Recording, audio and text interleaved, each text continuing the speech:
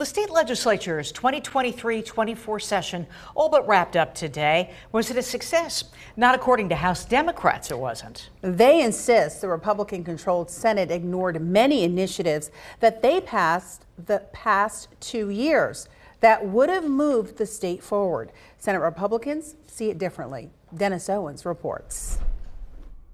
The yeas are 135, the nays are 67. House Bill 1379 would give older retirees a pension bump and got bipartisan support this week. The bill passes the House finally, and the clerk will present the same to the Senate for concurrence. It's one of 438 bills the House presented to the Senate in the two-year session, and one of 320 that died in the upper chamber. It's been incredibly frustrating. State Rep Pete Schweier is especially bothered by bills bottled up in the Senate for school construction, election and charter school reforms, mass transit funding, and increasing the minimum wage is something that we should have done from day one. It would have been really nice to have some governing partners over on the other side of the building so that we'd be able to get some more done for the people of Pennsylvania. Again, we're about quality, we're not about quantity. Senate Majority Leader Joe Pittman runs the other side of the building with another side of the story. We have passed several legislative initiatives that we think merit attention of the House, and they've not paid attention to those either.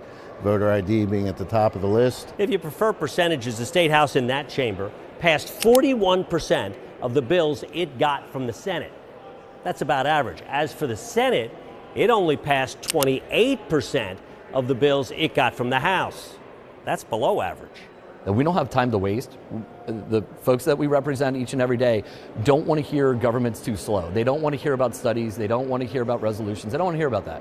What they want is action. And their vision of where Pennsylvania should go is starkly different than ours.